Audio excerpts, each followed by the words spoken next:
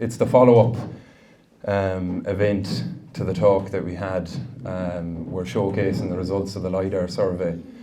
The results will be news to me as it is to you. I haven't seen any of them either myself. The first speaker we're going to have is Paddy Walsh. He has already worked on a site here in Kilbride. So yeah, I'll welcome him. Very good. Okay, tá gatainna go léir tá an áthas orm a bheith an seo an ucht chun taspáinte speisialta a legan amach. Right, cúpla focail as gaeilge na tar sé arúnach don seachtain speisialta aidireachta. Okay, thanks very much. Is that right?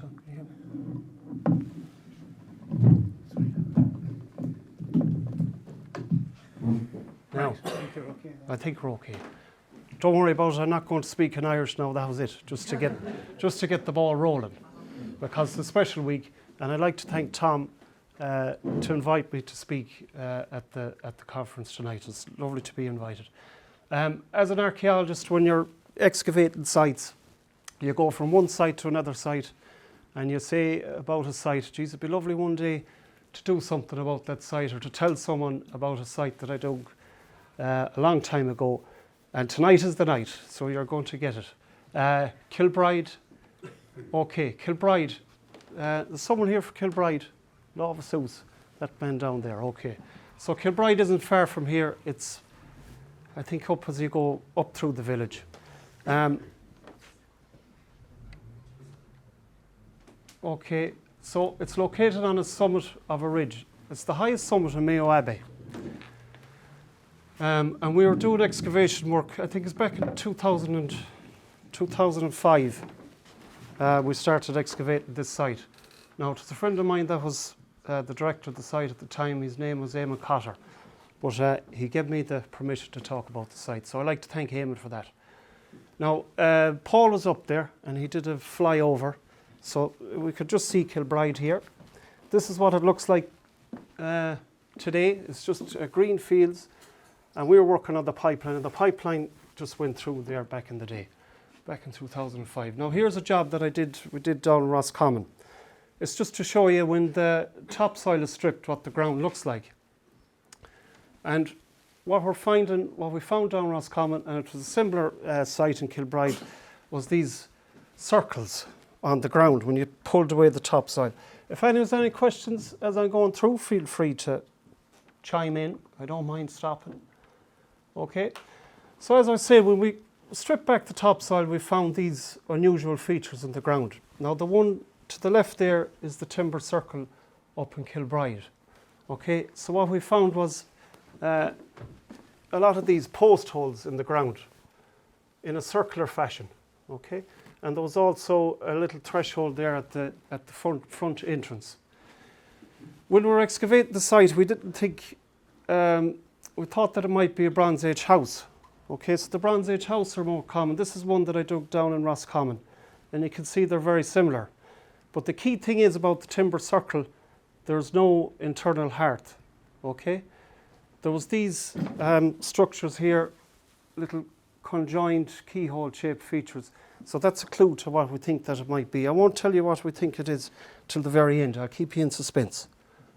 I'll keep working through now. Okay, so this is the actual plan of the site by Eamon Cotter back in 2005. And I just wanted to draw your attention to a few little things. I just added a bit of colour to show you. So there was a circle of post holes around the edge of the site. And then these conjoined or keyhole-shaped post holes at the centre. And then this threshold or an entrance avenue coming into the site. Okay, now I'll come to the finds in a minute. There was a lot of nice finds on the site also. Okay, so these are what the post holes would have looked like. So I'll just draw your attention to, when we're digging in the ground and we come across these dark patches, this is what it looks like. There was also these packing stones, okay?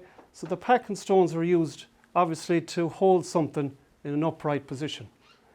Now, I'll come to it again later, but there was also little specks of white bone, which we know that are cremated bone.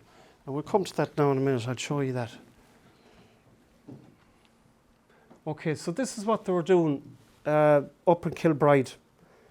The dates, again, I'll come to the dates and we'll be able to discuss that later. But what we found was they were burning the end of the posts, a normal post like this, and the charcoal the end. And the idea of burning the end of the post was so that it keep preserved in the ground.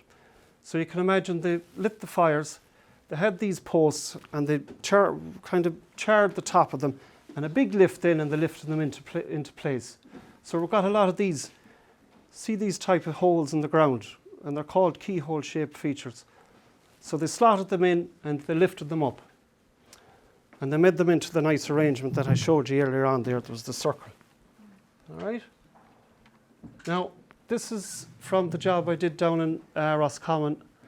But it just shows you what it would have looked like, the timber circle. Big upright posts slotted into the ground, and they're the post holes there on the outside. So that's a model that we did from a job down in Roscommon, part of another job. And what we found was in the posts, and the ones in Kilbride were the oak timbers. This is kind of an entrance. Now this is the one from Eamon's site. You can see the keyhole shaped features again, and this is the entrance here. Okay, so what we think was there was an elaborate entrance to the site in Kilbride.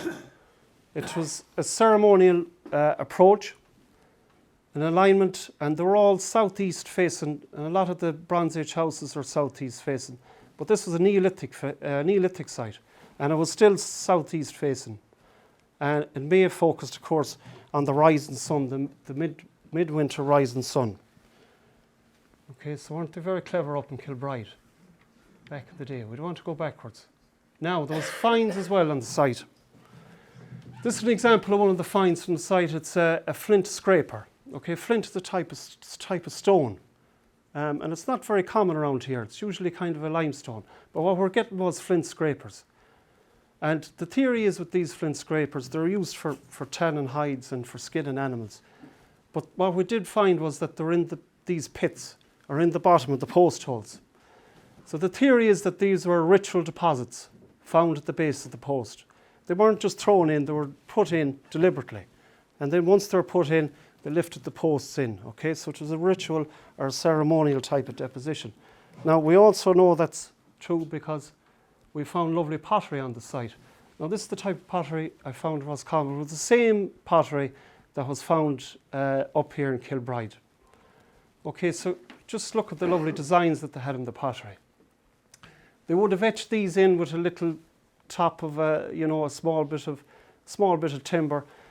They could also, on some of them, you see this rope was pressed in to the pottery to make all these nice definitions and all these decorations.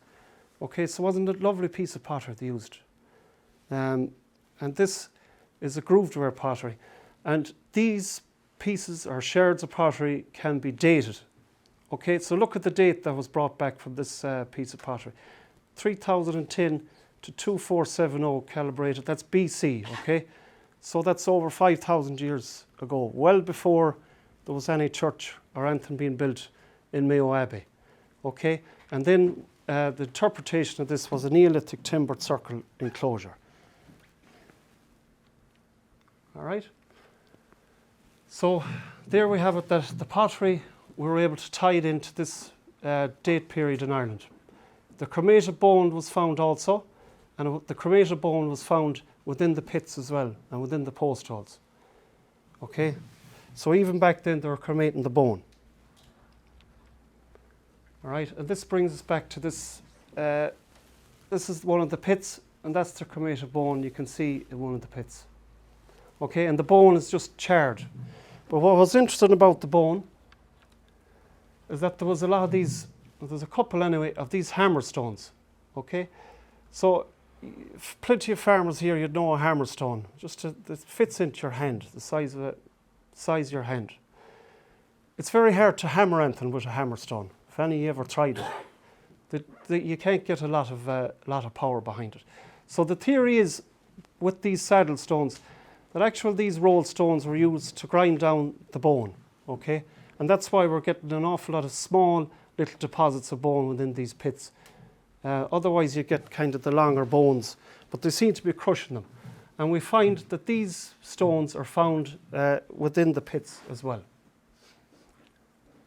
Okay, now we had this conversation in the first, we're on about Janice Fuller. She did core samples down in Lough Fark.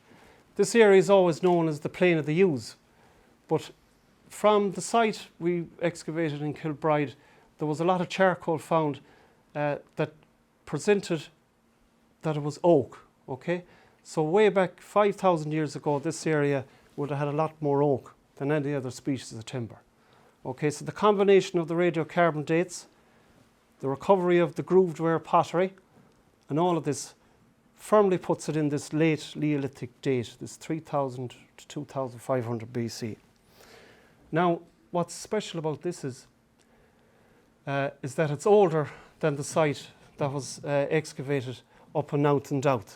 Okay, so there's always this thought that, well, they were the centre of excellence up there, but a matter of fact, this site predates those sites up in Naessens Doubt. Okay, so just to bear that in mind. So this ceremonial closure, the theory is whether it was roofed or open. A timber circle implies that the structure was unroofed.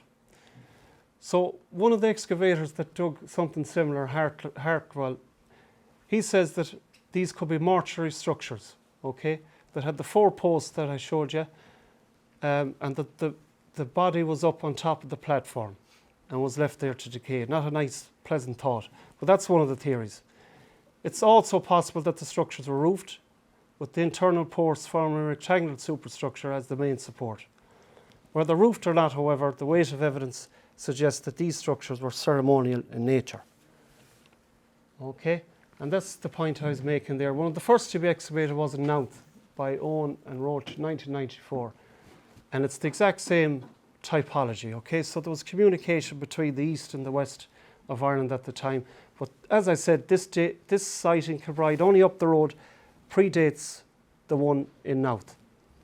It performed a ceremonial ritual function and existed away from the focus of the farming activities. And I think we were looking up with Paul, who did a flyover, and he did an area survey of that area. And there wasn't anything really found around it. So this kind of leads into this research question that there wasn't actually any other features on this hilltop, okay? So that means that it was a standalone site of importance. All right? So now, Sinead, I know we have to move on and Paul wants to get going. He has a lot of stuff to tell us. So, Guramahagat, right, if there's any questions you can leave, will we leave it to the end or do you want to? Do you want any questions now or we'll leave it to the end? Can I just ask? You can. What does it mean? What's that? Sorry. What does Kilbride mean in English? Oh, well, Kilbride is the English. Kill, I suppose would be a graveyard. If there's any Gaelgoers in the house, Bridget, St. Bridget, Bridget's graveyard. Bridget's graveyard. And there's a Kilbride in Roscommon, St. Bridget's. St. Bridget's Kilbride. Thanks for that question. Anything else now while we're on a roll? Why did you pick Kilbride? Did you know there was a site Good, there? Or good question. That brings us back to. I'll start have to flick through now again just to show you. No, we don't pick these sites. It's if there's any type of development, like this is a road, so the road had to go through this area. The same with the gas line. Back in 2005, whenever it was, the line had to go through this area. So we were there with the machine, and once they strip the soil, we go in and then we excavate. Excavation by record. That's the idea of it. So it must have been amazing when you discovered this. It was, yeah. Yeah. Yeah. Well, just to peel it back and to see what it was all about. And then when you get the finds and the post holes, and certainly the pottery was amazing, yeah. Yeah, definitely. And the cremated bone, and there's a lot more that can be done with it, you know. Anything else there, Will? How long did the actual dig take? I can't remember, Joe. I'd say it was about a month, I suppose. Okay, There was only a few of us, a small crew. right, yeah. And it doesn't take long. It wasn't a really big site. It was just that it was so important, it was so synonymous, and so, you know, there was only ever 6 of those found to date. that's known of, you know. And to have it here is something remarkable. And to predate everything else that followed. So it was always a remarkable place, you know. Yeah, it really was, yeah. It'd be interesting, going back to Dr. Michael O'Connell and Janice Fuller's Holland Yes, analysis. It's Yeah. very interesting to put those dates against their findings. 'Cause Yeah. they went right back to that period as well, as to what the vegetation was in the area and so on. exactly, yeah. Yeah, and the fact that there was oak found, so oak was prevalent. Yeah. But they must have felled all the oak to get, you know, to get clearance of that area. And the fact that it was so high, it dominated the local landscape. I think Tom said it was 71 metres. 71 metres above sea level. So It's the highest point, I'd say, in this part of the parish. I think so, yeah, yeah. So that means that the ceremony was up on the hilltop, and then the community lived on the lower area below. I'm digging to. Now, Aon Keshtella, I'm on a roll. Give me a hard one. No? Was it up on the Go on. very top of the hill that you did the excavation? Yeah, Whereabouts? that man behind you lives beside it. He'll tell you all about it. Where are you? Do you know the? You know the? It's on the top of the hill at the house, yeah. Yeah. Who's that As house? they were digging, as the gas line were digging up the hill, I think there were 3 or 4 black areas that they said were cremation sites or. Yes, that was one of them. Yeah, They wouldn't have been full of peas because there was no water, so. and it was on the hilltop. Yeah. Oh, because my mother came from that top of that hill. That's why I'm asking you. She wasn't in that one of them graves. No, we're not going that far back. No. She could have been now. Well, your ancestors were there, so weren't they? Yes. Yeah. Yes. Hadn't they great? My grandmother, Yes. my grandfather, and my mother came from the very top of the hill. Yes. It's Yeah. just the second house over the road. Somebody else is living in it now. Wow. Well, they're your ancestors. We'll have to DNA it. Yeah. We have the bone. Yeah. I'm going to do it anyway. Yeah. So isn't it amazing? That's what they were at. Weren't they? You know, we think we're awful modern and highfalutin, but they were great the way they, you know, worked together and did all these things. I think it's fascinating. Go on ahead, yeah. So, just for example, laying the pipeline or doing Yeah. a road, Yes. and presumably all along the stretch of a pipeline, Yes. where they start to strip back the soil, Yes. the archaeologists have to come in. That's it. Now we have it. Yeah. Now, I'm just wondering how often the incidence of this type of thing or any archaeological finds along 5 miles of a pipeline or Yeah. Whether it be missed or you want to know how many how sites? often would it pop up? Would there Oh, be, told would, you. would there be significant finds? There is, yeah. archaeological finds Yeah. along, let's say, a mile or a 5 mile route? or- Yeah, definitely, yeah. Like it usually comes in clusters, and especially where you'd have good arable land. There was a lot of sites. I could have picked more sites, but this is the one that stood out. But there was other sites down along this stretch. So it varies from, you know, region to region, but certainly here it was. Yeah, there was a lot more. But we did a job in Roscommon, and it came in clusters as well. Tom was on that job as well. You have to bear in mind that you are an engineer and a contractor's nightmare. Well, it's pre-development, so usually we're in and out before, especially a major.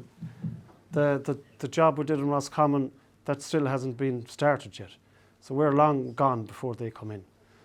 So we're not anymore. That's a kind of a myth. We do everything pre-planning. You know, you come in, you do your excavations, and it's all cleared. And a matter of fact, a lot of the construction companies like it that way. You know, it suits them because we have the ground clear for them, and we know exactly what's in the ground, and we can tell them the type of soils and the type of stone and where to get it, and they have a great knowledge of the under the ground or under the surface. You know, so it's kind of working in. We work together on it. You know what I mean? That's. So sorry, was that go on. destroyed then when they pulled out? Well, we don't use destroy. We say recorded by recorded. Yeah, everything's recorded. I mean, there's a big report. I have it there done of that Kilbride. So if you wanted an in-depth, read of it, it's all there. The plans and the photographs and everything. I took some of those, like that plan would have been made of the site at the time, the one to the left. You see those little flint chert, that's where all the finds were covered. So you have exact location of where they were. Yeah, I know what you mean. You'd like to preserve these things. But sure, that's sin scéal eile. People like to have gas and they like to be driving and going here and going there. I'd like to keep these things in situ and leave them, but sure, that's it. I'm afraid. Anything else? Gone awful quiet. Are you waiting for Paul? You're waiting for, I was only the warm-up event, as Tom said. Is that all right? Thanks very much. Yeah. My name is Paul Naessens. I'm an archaeologist, formerly of NUI Galway. I run a company called Western Aerial Survey. We specialise in doing archaeological surveys particularly focused on historic graves and graveyards, and also on general archaeological sites for the commercial and also for the research world. We're here in Mayo Abbey today to do a LiDAR, which is basically an aerial laser scan of the landscape here to try and reveal former earthworks and features that would be related to the original 7th century abbey at Mayo. The LiDAR camera is a little bit different than your normal RGB or photographic camera in that the sensor has to warm up for about 3 to 5 minutes. So the software on the controller will tell us when the sensor is heated up. We also then need to connect the drone to our RTK base station, which gives us real-time corrections from satellites and makes our overall survey more accurate. My name is Tom Delaney. I'm with the Mayo Abbey Heritage Committee, and we are carrying out an archaeological LiDAR survey here this morning. The drone, and he's doing a thing called photogrammetry. So he's going to take thousands of photos at a time and stitch them all together. In this part of the survey, we're catching an old mill here at Ballinaster and a section of the monastic enclosure. But really what we're doing is we're going over all of the previous surveys that were done here with modern technology. Okay. As you know, I was commissioned to do a drone LiDAR survey here at Mayo Abbey to try and highlight the above ground remains of possible early medieval settlement and maybe even any other settlement that came after that. Now, normally we just present the results straight out of a survey like this, and we just show you some pictures and say, we flew the drone, we made the maps, and these are the pictures, and off we go. But I thought it might be a bit more interesting to talk you through the different softwares that you can use for analysing the data that we got. There's a huge, absolutely huge archive of data from this. It's absolutely massive, and it would be a shame if I were to walk away here and leave you with that data and you not be able to visualise it, to use it, to analyse it, and for other people who are coming after me who might be excavating or who might be doing further survey, for them not to be able to use it and not be able to use the software. So what I've done is I've done a traditional PowerPoint presentation like you'll have seen the first day I was here. But then I've also uploaded images and some of the outputs from the survey into different softwares, which I would encourage you to get here. I've picked softwares that are actually very user-friendly. They don't require a lot of technical knowledge. And I'm leaving all the data, all the raw data with you then as well, so that anybody here with a reasonably powered computer will be able to manipulate the data and be able to make their own visualizations, their own models, their own 3D models of the data that we've gathered. So those of you who were here the first day, you saw the presentation I did the last time where we defined drones. We looked at drone workflow, the history of drones. I'm not going to delay on this now, I'm just running through it again for anyone who wasn't here. We talked about the methods then for processing aerial data, whether it's RGB, conventional photography, or LiDAR data. I couldn't play these animations for you the last time. This is an animation of a 3D model made using drone data. It's just a little simple bog model that I'm using with the Department of Agriculture to analyse commonages and turbary in uplands. That animation took 30 seconds to make once the drone data is processed. You have the same thing for Mayo Abbey. You can now make flyovers yourselves of Mayo Abbey 30 seconds to make them, and you can custom make them all day long from any angle for presentations or that kind of thing. And I'll show you one in a moment. I have one made there. This is the main software we use for processing, and this software is free, basically. So you download the software, you upload the projects that I've processed, and you can just use this software then to make your animations and to visualize the survey that I've done. Okay, this was the survey proposal and timetable originally. We had a preliminary meeting in June, and then a preliminary survey and risk assessment that I did in the end of June and beginning of July, just to check for any sort of possible aerial hazards. Our field work, which consisted of doing, originally we were just going to do a LiDAR survey, so it would have been just a simple LiDAR survey of 1 square kilometre. What we ended up doing was we did an RGB, full photographic survey, produced digital surface models of that. We did a total of over 2 square kilometres in the end, and we did a LiDAR survey over those 2 square kilometre areas as well. Now, the second LiDAR survey that we did was quite bland, as in there was very little showing up in it. Now, that doesn't necessarily mean in this case that there is nothing under the ground in that particular area. I do remember, and those of you who were there when we were doing it at the time, that the second area that we did, the grass had not been cut in it, and it was very, very thick grassland, and the LiDAR would not penetrate fully into the ground in those areas. You can have a look at it yourselves, and we could maybe do a little bit of further refinement and see can we pick anything up. But it's definitely one that would be, if you thought there was any potential there, it would be worth repeating in the winter perhaps rather than in the summer when the grass hasn't been cut.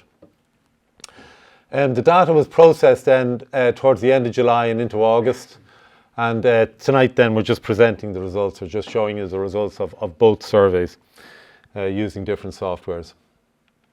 So this is our drone survey workflow. First of all, we flew the drone with a conventional camera on it. The camera we used was a 45 megapixel camera.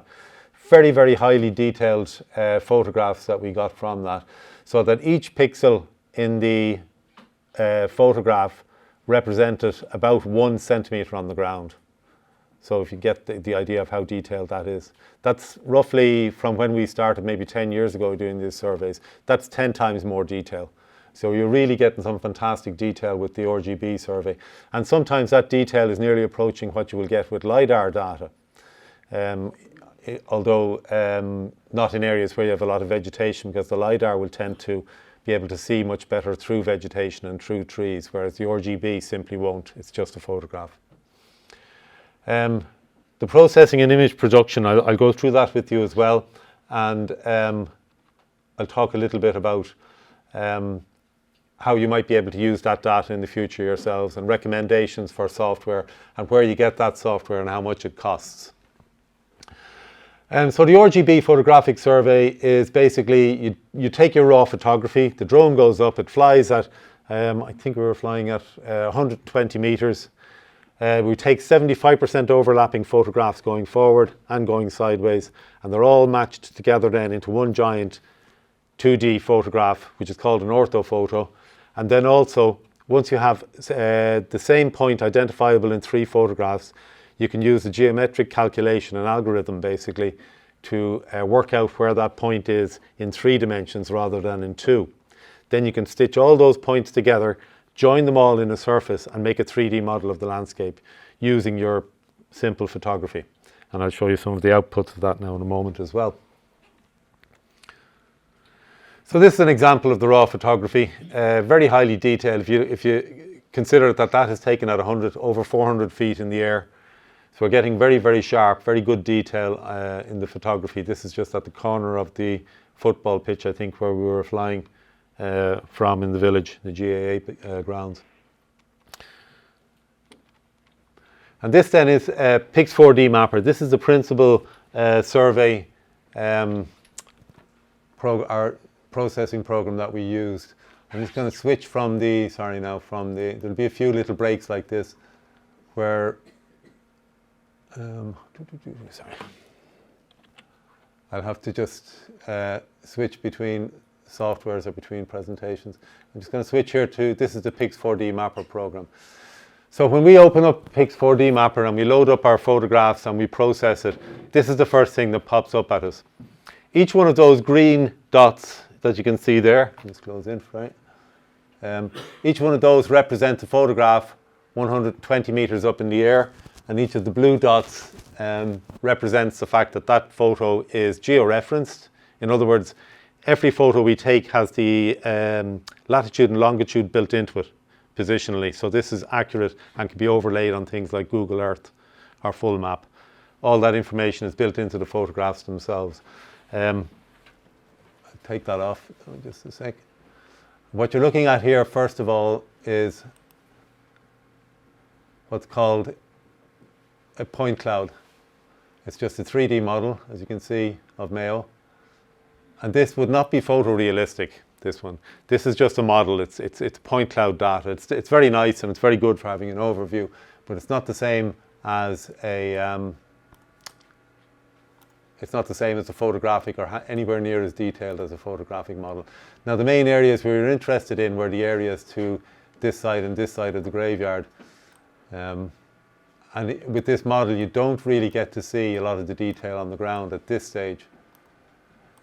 But it's still a very useful little thing to have. I'll just show you here then something you can do.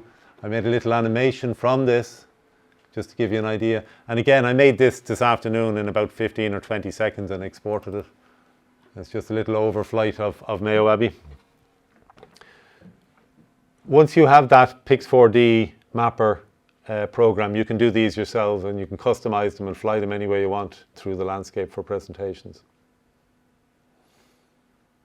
By the way, if anyone's any questions going along the way, it's probably better to ask them along the way rather than at the end and have to go back and open up all these windows again. So if anyone has any questions or queries or doesn't understand anything, feel free to jump in and interrupt me. Now, that Pix4D mapper software, it is an expensive software to buy. It's about, I think I bought a lifetime license for it for 4,000 or 5,000 euros. I can't remember the exact cost. You can also lease it for 260 euros a month. But if you're not doing any processing in it, you can actually register for an account. You get a free full account for 15 days, and then it reverts to what's called a discovery account. And the discovery account allows you to load surveys that have already been processed. So unless you were going processing new surveys, you don't need to pay for anything. And you can make your animations then using that version of the software.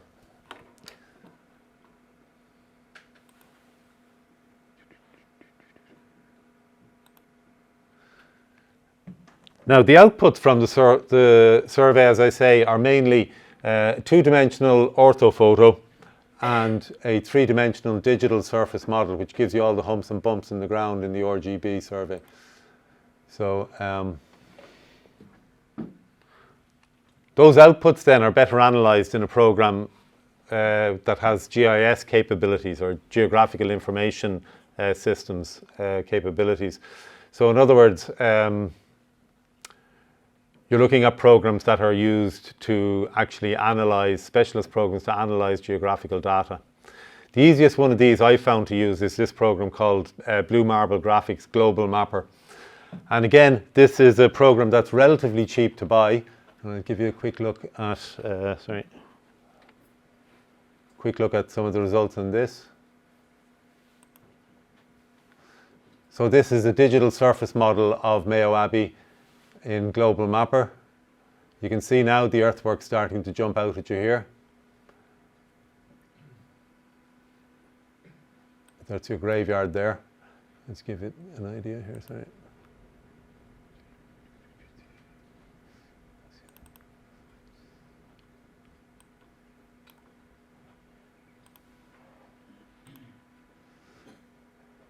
Just to give you an idea of where you are. All the earthworks there. There's an awful lot of earthworks in around here, which you'll see obviously a lot more clearly in the LiDAR. So this Blue Marble Graphics program can also then, if you can see it, yeah, we can look at the data in 3D as well using this.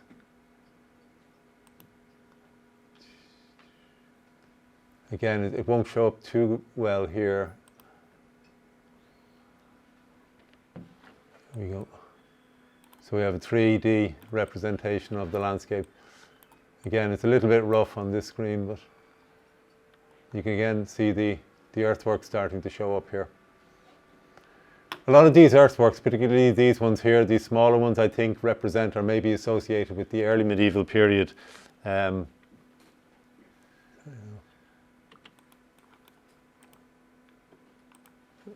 get this off now.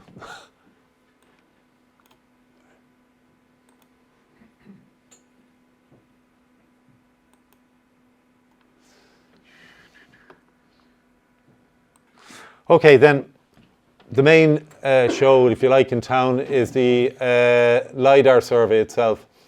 LiDAR, for those of you who weren't here the first time, stands for light detection and ranging, and it's a remote sensing method that uses light in the form of pulsed lasers to measure ranges or variable distances to the Earth. So LiDAR is an acronym, this is another definition for light detection and ranging. In LiDAR, laser light is sent from a source, a transmitter, that's the camera underneath the drone itself, and that light then is reflected from objects in the scene or on the ground, and the reflected light is detected by the system receiver, and the time of flight, or the time it takes for that laser to hit the ground and come back, is measured and used to develop a distance map of the objects in the scene.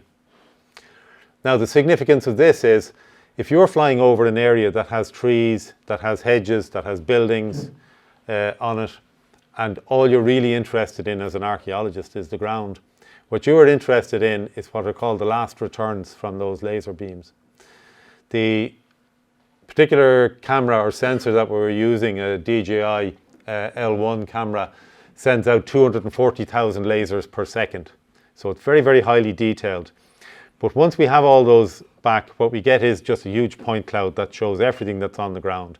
And we need to then go through the very, very laborious process of separating all of those different returns into what they represent.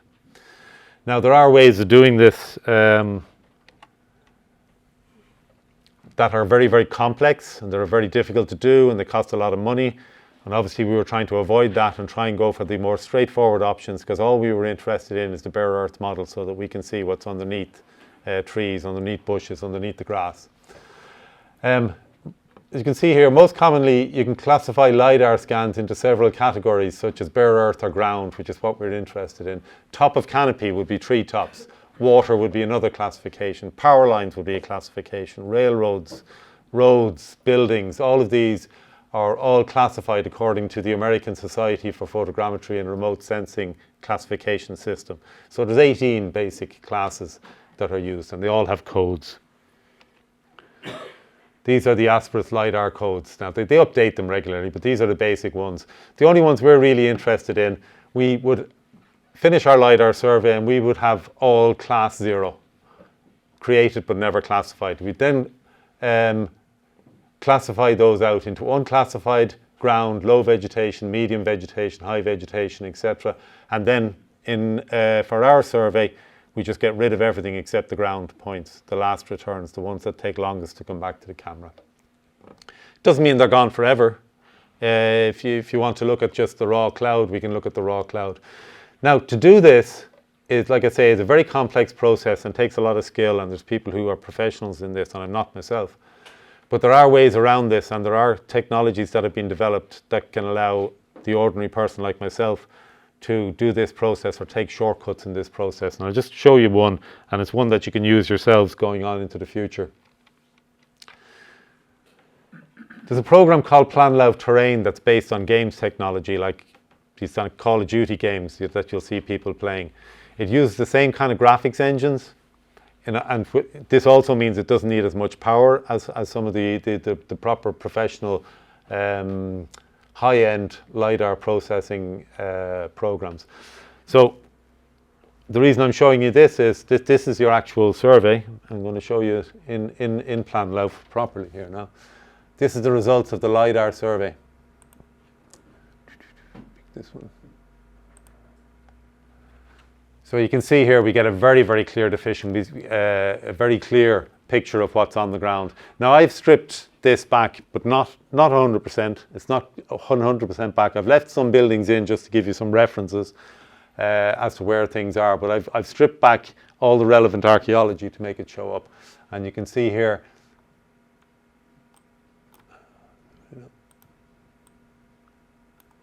this is, to me, is the area of greatest interest concentrated here. No, I'll put this. So you're looking at the area here to the east of the graveyard. You've got a lot of enclosures here. We've some sort of a pathway leading through. There's all sorts of things. It's a very, very busy landscape. Now, the problem with something like this is, although I'm an archaeologist, you can see a track going up here now as well, is that we do not know, without further work, what period these earthworks are from. The LiDAR isn't going to penetrate through the ground and tell us how old those earthworks are. So that's, if you like, for a later date. The way you would go forward from here would be to systematically record and draw off your earthworks, and then maybe go around, walk around them, see if you can work out some sort of relationship between the different earthworks.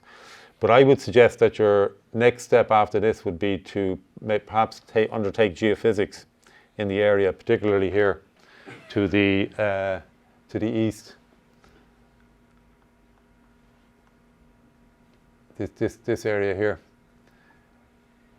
and it should be a relatively easy area to do geophysics on. There are another couple of interesting features here, as you probably know yourself. There's an indication that you have some sort of a larger round area here, and possibly here as well, possibly cutting through each other, and you even have some sort of a rounded ditch here. So you may be looking at concentric areas of settlement that would represent the boundaries of the old abbey as well. And what you're looking on the outside may be associated settlement rather than core settlement in the monastery. It's difficult to say, like I say, without actually either excavating or doing further work, looking at the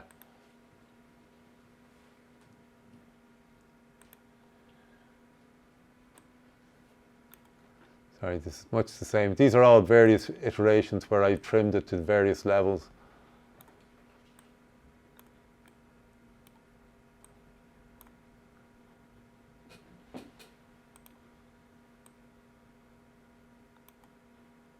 Now, your raw cloud wouldn't look like this at all. But with this software, what you can do is you can turn your LiDAR point cloud.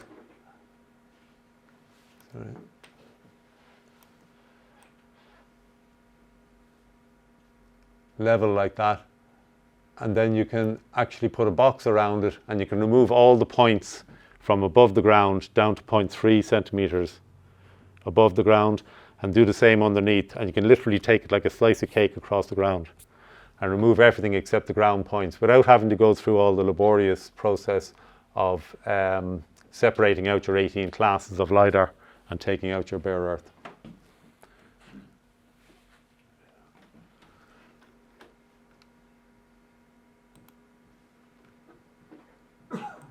Now, there was one other thing we did while we were here, and that was to attempt to model the church beside the graveyard. And to do that, we used another kind of software that's also a 3D graphic software called Agisoft Metashape. I'll show you that then as well.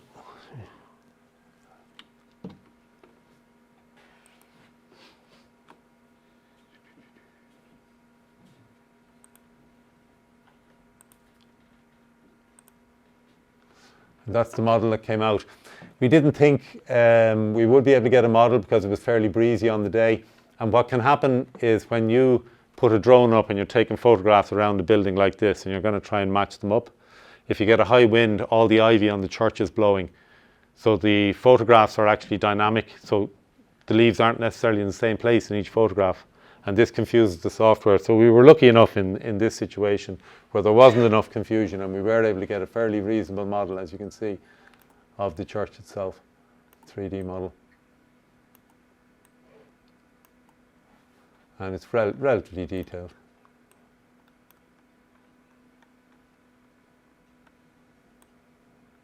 Needs a little bit more trimming and editing.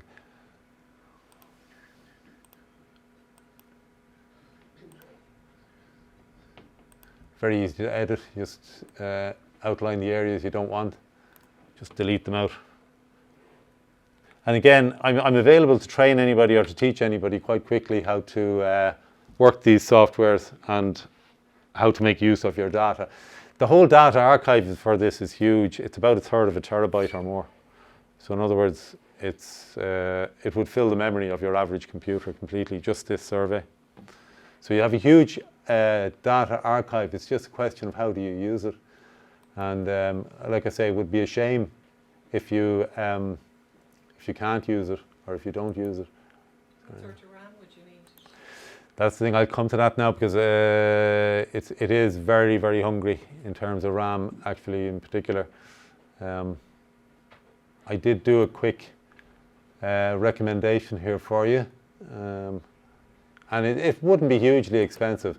RAM, as you probably know, is probably the most expensive component when you're buying a computer. This PC, this is an old one. It's one of our lower spec ones now. It is 128 gigs of RAM. We're running 512 on our main machines now, 512 gigs of RAM. And a few 256s as well. And still, our bigger surveys, if we were surveying, say, a 10 or 15 square kilometre commonage in Wicklow, it could take a week for that to process, one commonage just to process. So it is very hungry in terms of RAM, any of these 3D processes. So to summarise then, like you have your basic LiDAR survey there, it's a question of what you do with it. So future possibilities. Software.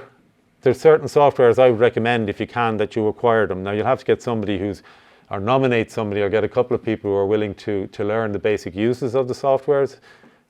They're not complicated. The ones I've picked are ones that are relatively simple and straightforward to use. Hardware, you'll need a PC with a lot of RAM and a few other features. Future fieldwork would be something to be worth thinking about. Do you need to do more aerial survey in different areas, or are you happy with what you have here in the core? Is that enough for you to be working with? Perhaps geophysics might be the next place to go. Get an idea maybe of the relationship of the features there by looking under the ground rather than just looking on the surface. And then ultimately, test excavation might be something that you want to look at. Various ways to do that in a cost-effective way. One might be to try and attract one of the archaeological field schools that either come to the country or are based within the country and see would they be interested in undertaking an excavation here. For example, I worked myself with I was the director of the American Institute for Irish Archaeology for a number of years, and we used to dig in Lough Key, in the forest park there at the Rock of Lough Key. They may, in the next few years, because they're exhausting the resources there, they may be interested in maybe moving. And here might be a place that they would be interested in, if you're interested in that kind of an approach. Recommended software then, like I said, Pix4D Mapper is the principal one that I would use for RGB surveys, so for your normal photographic surveys and for manipulating them and visualizing them. The Discovery version is free and the Pro version is 260 euros per month. You only need the Pro version if you're going processing raw data yourselves. The Discovery version is free. What you do is, like I say, you take on a trial of it, you get a full version for 15 days. It reverts then to the Discovery version, which you have free for life. The Blue Marble Global Mapper GIS program costs about 600 euros. 1,200 euros if you get the LiDAR module on it. But again, you'd need to be processing LiDAR data to need that sort of capability. Agisoft Metashape, the one for modelling buildings, is a very useful one for you to have, I think, for any local group to have. It only costs 200 euros to buy it outright. And you can use it then, for example, you could go out with your phone, if you had a little mausoleum or a tomb, and you go out with your phone, take 30 or 40 pictures around it, and you'll feed it through Agisoft Metashape and build yourself a 3D model of that mausoleum in 10 or 15 minutes. And like I say, it's a once-off fee of 200 euros for that. But the most useful one, I think, of all of them is Planlout Terrain, the one I showed you there with the LiDAR, because that can also manipulate your RGB data as well as your LiDAR data. And it only costs 99 euros to buy outright. Now, all of that is no use without a machine that will run it. To run anything at all like this, and when I say run, I mean just even to open it up, you have a minimum operating environment there, which to be honest isn't really adequate. You could try and load a picture or a 3D model, and you could go away and have your lunch and come back if you only had the minimum, and it wouldn't have loaded.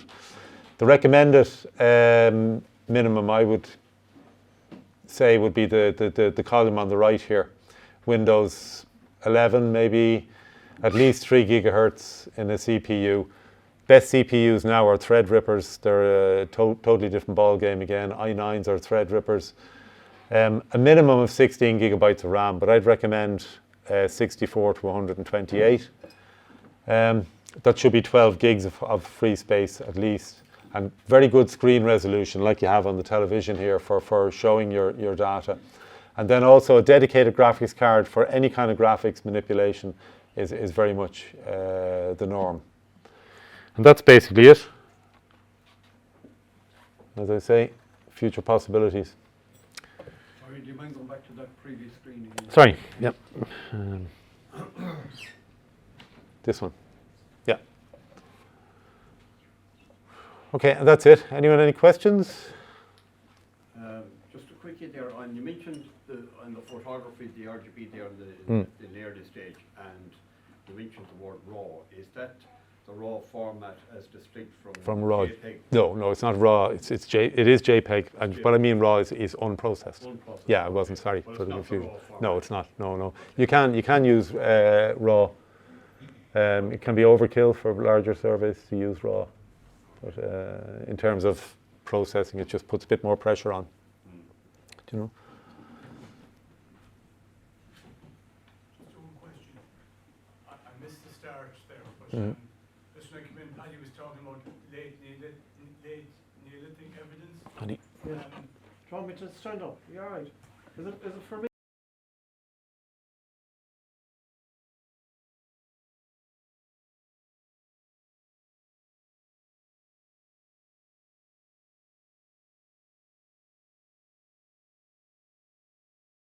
Oh, Philly, sorry. Sorry, Philly. Okay. You're right. No, when I came in there, you were talking about late Neolithic evidence. Yes.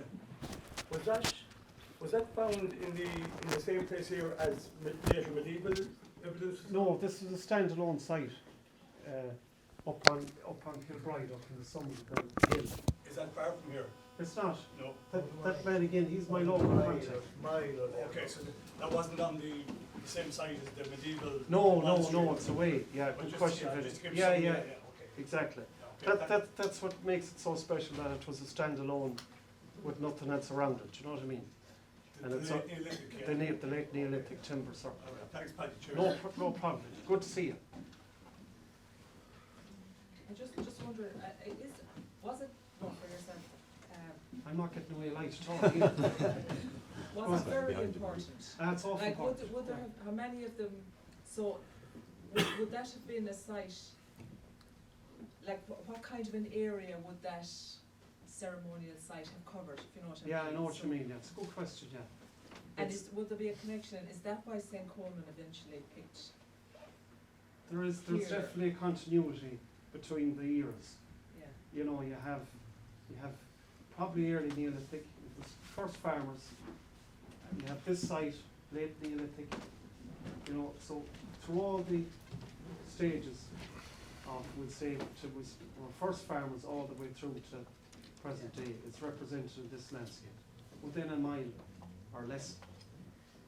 You know, Well, now, maybe I don't know how many people would have this ceremonial site served. Do you know, I know that's your question. yeah, like with the people of Bad now. Good question. Or Marlene South. Do you know? How There long was do you think the site was in use? another good question. I suppose we have from the late Neolithic, that bit of pottery was 3,000 to 2. So hundreds of years we're thinking. And then there was reuse. There was reuse and repair of the site. Oh, sorry. There was, the site showed that there was reuse and repair. Do you know what I mean? They were, but the question is, why did they use stone? And why would they use timber? I don't know. Because they're stone circles too, you know, and they last in the landscape. But the timber obviously decays. So they were there for a certain period of time, and then they left the site for whatever reason.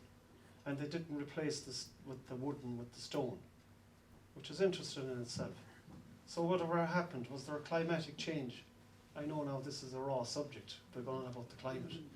But we see it through all our civilizations and the flow of time and the changes. People come, people go. They started off in the Neolithic, everything was square. All the houses were square and rectangle. And then they changed from that early Neolithic to this later. Everything was kind of gone concentric. And we have the swirls, and we know with Block Crew and all these north and south, everything went circular. And then when Christianity came, it was the cross and the crucifix. Do you know? So we've always changed and adapted with our environment. You know the keyhole post hole? Yes, sorry, yes. I don't know, did you elaborate on that? Will I go back to it? Well, no, just talk, you know what keyhole? Yeah, it was a way of, it was a technique they used. So they dug the post. This is what we think now, because one side was deeper than the other. And they would have slipped in the big post. And once it hit that resistance, they lifted it up. Oh, right. And we see from the shallow end that this sliding kind of manoeuvre. Okay. Do you be farming yourself? Do you know the crack? When you're putting up a big post, you might slide it. They did it with the telegraph. Yeah. Poles years And ago. did you use that? That's what I was just going to say. Yeah. You can't dig a hole deep unless you can get a big Go on. one. You can't dig a hole 3.5 feet deep Yes. without getting closer. It's okay for the first foot or 18 inches. Yes. So what you do is you dig a rectangular hole That's what and then put a step on it, and that allows you to get the other 18 inches. So that might be the answer to the last what shot. you- That's it. That's what And we he's think. speaking from telecom. I did take a few. We didn't find any creosote. You mentioned burning the posts on the fire. Yes. Up to recently, all the blacksmiths, before they put the handles and the shovels and the hair forks, they always burned it in the fire first. The scorched in the fire. Scorched in the fire. The reason was it wouldn't preserve it longer. Yeah. You know. That's the evidence we have. That's that we're doing. That's So correct. that goes way back. And it's That's carried the- on to the present time, Yes. up to about, 30 years ago. Now bear in mind that site would have been ploughed and through the years. This was kind of the very end of the features, if you know what I mean. Now, there's another thing I want to You ask know you. that now there was deep ploughing and you lose the top horizon, we'd say.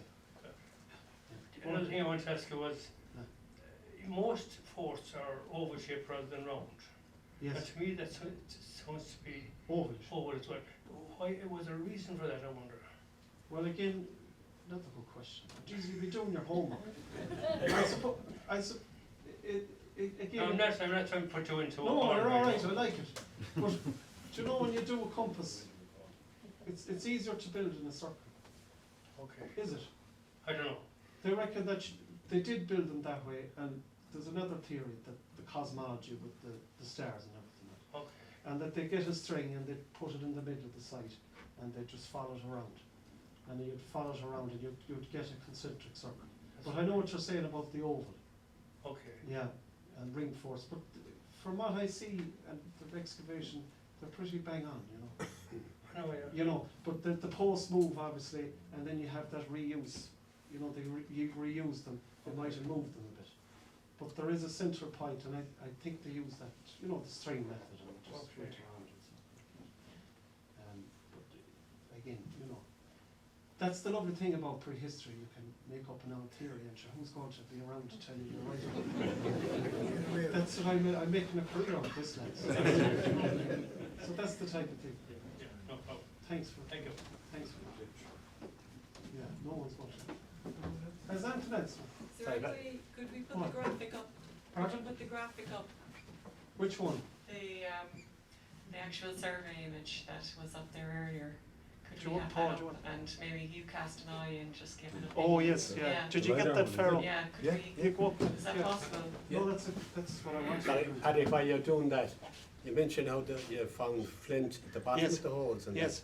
that have been just that they had the material there handy for drainage, Sorry. rather than having the post, rather than having the post down on clay that they just put in, rather than being ceremonial, that was just for drainage, for Yes, keeping the good, posts. good point. When we're digging in post holes, sometimes you'd have a layer of sand as well at the bottom of the post, and the sand was used again to protect the butt of the post, so the water wouldn't filter up. But that piece of flint we found was struck, and it had edges like a flint, like a knife edge, a sharp edge. You could see it if I had to find it. I don't have it, but you can see that it was worked. It was a worked tool. So that's why they think it's that ceremonial. Yeah, probably Do you know what I mean? or something. Yeah, yeah. And it's too coincidental that they're in these posts for it to be kind of just rolled in or washed in. And you'll find them with the flint, with the pottery, and with the rolled stones, all in the one kind of context. You know. Now, Paul, I'm not sure where exactly. David, Tom, would you know the location of the Kilbride on this LiDAR? We didn't get it. You didn't get that far up. Yeah. Yeah. What is showing up there. Yeah. I mean, Have you any area in particular? Anyone? Yeah. Has anyone the area that they want to target in on? There was a moated site up in Knockadurhy, but I think it's out of shot there, to the top left.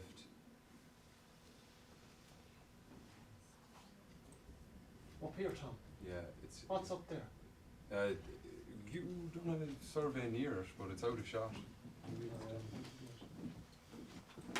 Well, this is the church. it might be on one of the other ones. Gotcha. Yeah. I think the problem here with this survey, a lot of the LiDAR surveys I do, people are looking for one particular feature.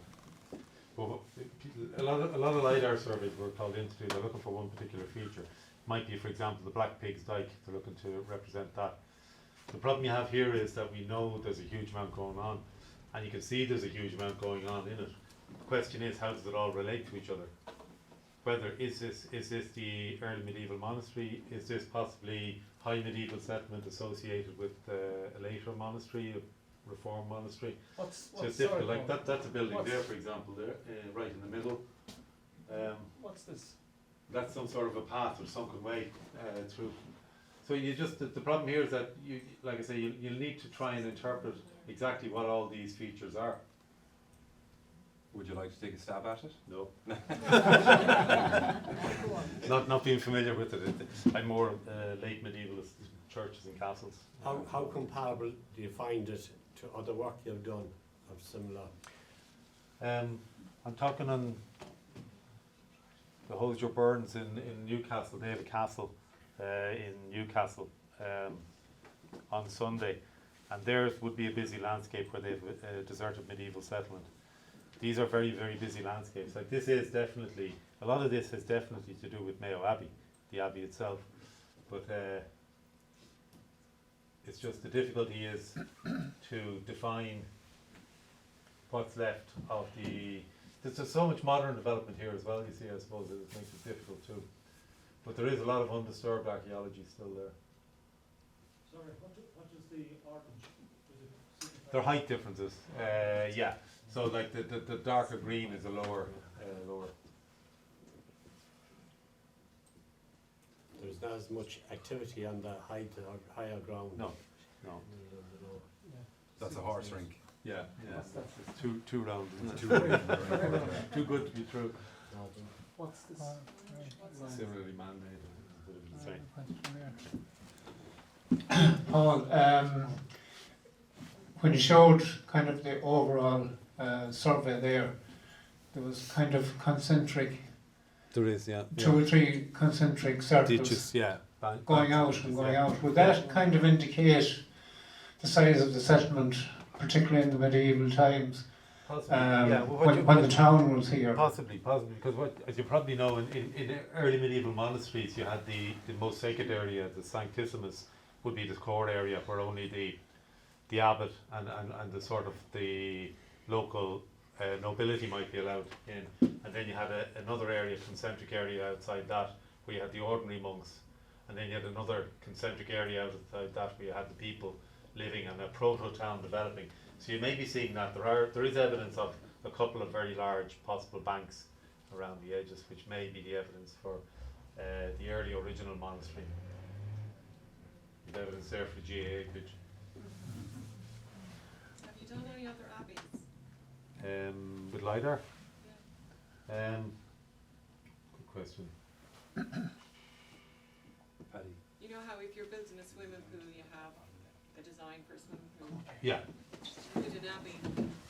Not so much in the early medieval period. They would in the Reform period. You had your abbey arranged around your cloisters. You have a northern, southern range, eastern, western range.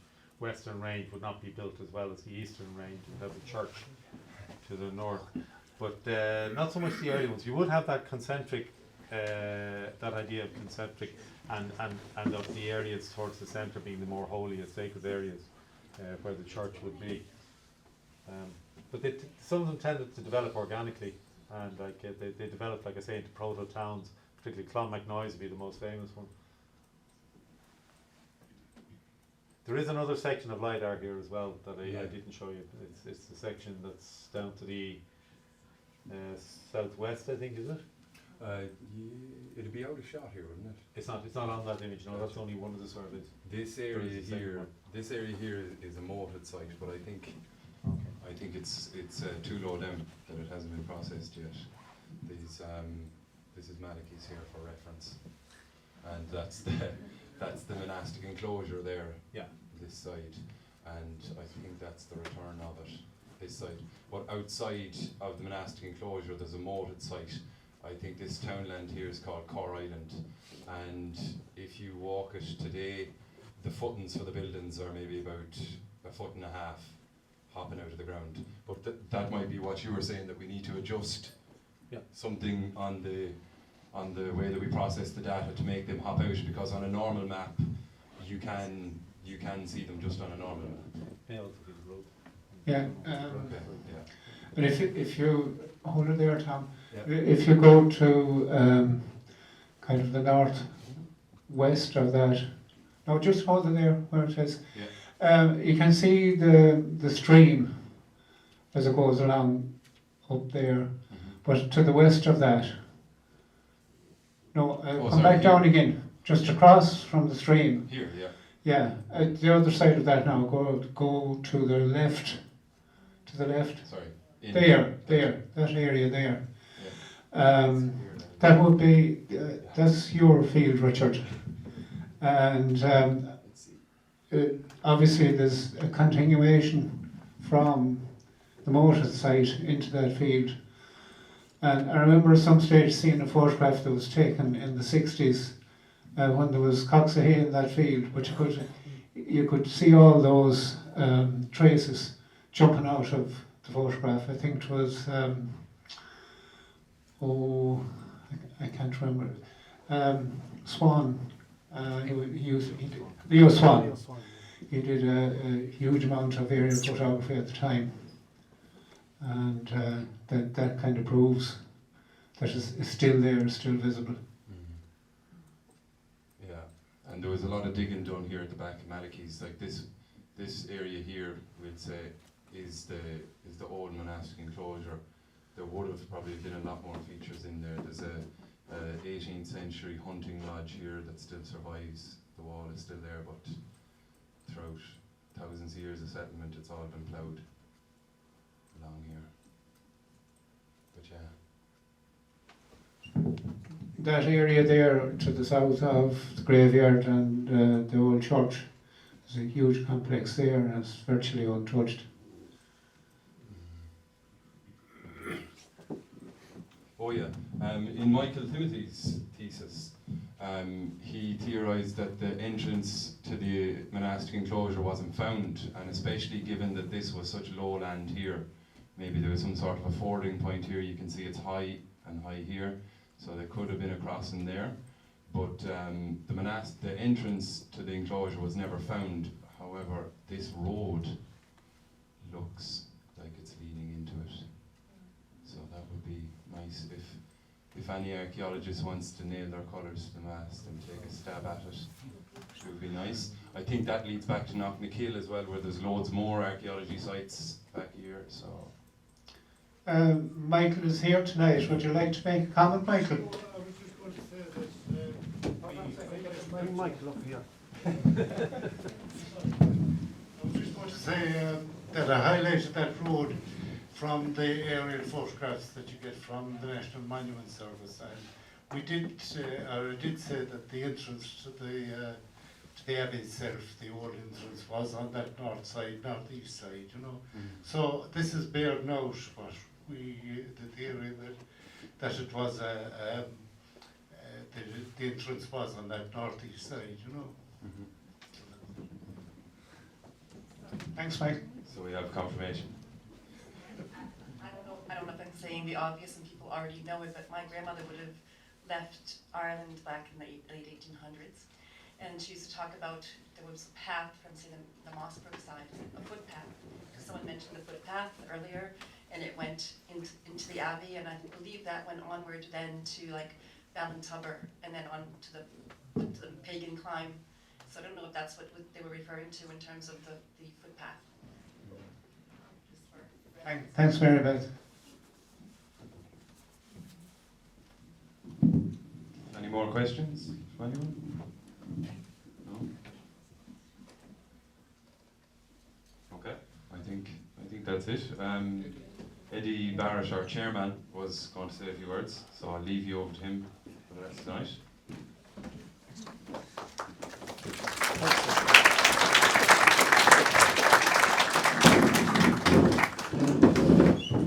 I don't take questions.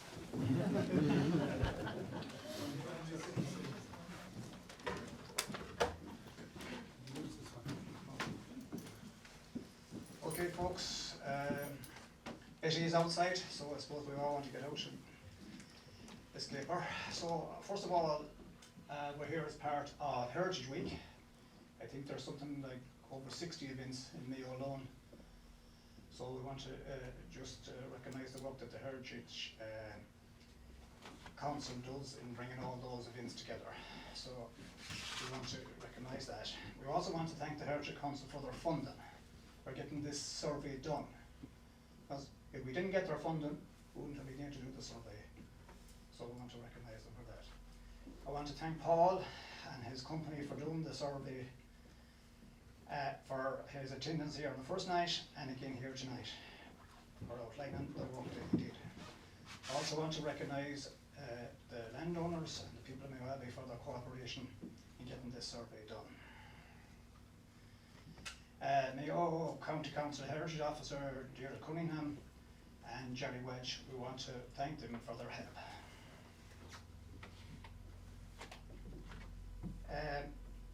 To Kevin Jordan, one of our own, for his help in doing the filming, and I think it's going to be available online in a couple of weeks. So I want to thank you, Kevin, for all of that. Derek Vahy and the Community Council for their help, not only in this project but in several other projects as well, so we want to recognise that. To Ger Maguire, Craig Barrett and the staff that work here, they've helped us out to no end, so we want to recognise and thank them for that.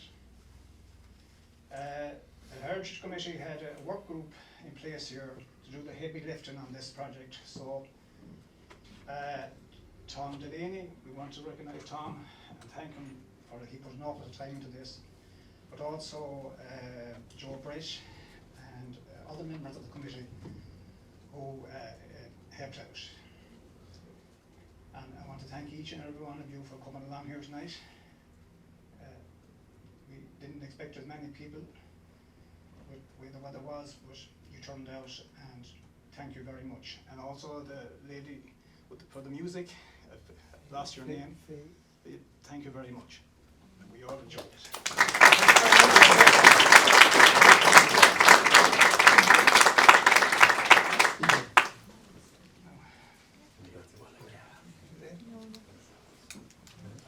Well done.